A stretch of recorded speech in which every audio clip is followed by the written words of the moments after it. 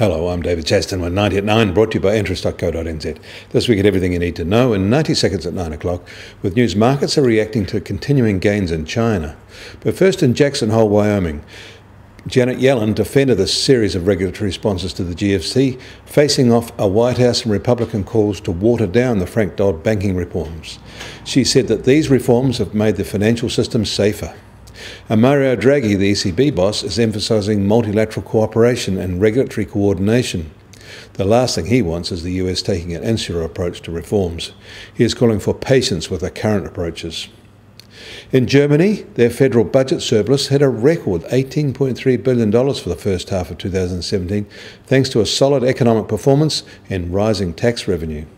This figure takes into account the budgets of the central, state and local governments in Germany, in addition to the various social security funds. The result came even though the overall economy slipped back a gear in the second quarter, after good gains in domestic demand failed to offset slightly weaker trade. In the US, markets shrugged off a big fall, but not a big miss, in the July Advanced Durable Goods Report. Over the past 2 months, the result was still flat.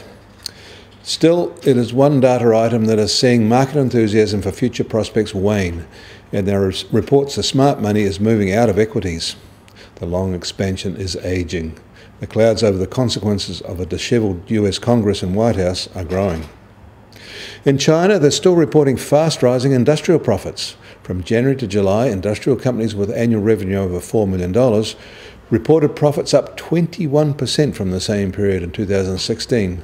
That is similar to the growth in the same period a year ago. So that makes it almost a 50% gain in 2 years. In India, millions of businesses have not paid their tax for July as the country's new system struggles to cope with the weight of demand from companies trying to use it for the first time.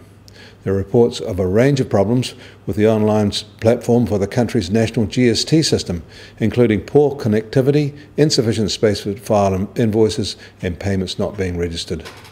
The complaints are a series of teething problems for the system, which was rolled out in July after a decade of political debate but with just 3 months of detailed planning. Their new GST system has replaced local levies and taxes, turning India into a single market for the first time. In New York, the US Treasury 10-year yield slipped on Friday and is now at 2.17%. Market jitters over the fast-encroaching debt limit are rising, especially with the unusual situation of the White House playing politics with the issue. Usually it's Congress. The oil price is marginally firmer and now just under $48 a barrel, while the Brent benchmark is just under $52.50 a barrel. And the price of gold is also higher, up $7 to $1,293 an ounce. We should also note that the price of copper in New Zealand currency is now at its highest since 2013. It's the highest in US dollars since 2014.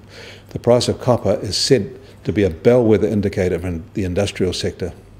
Aluminium prices have also shot up and are at their highest level since 2011. China is the driving force behind these semi-precious metals gains.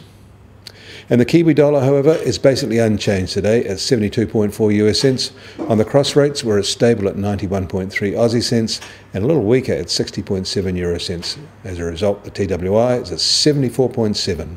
I'm David Chaston. That was 90 at 9, brought to you by interest.co.nz.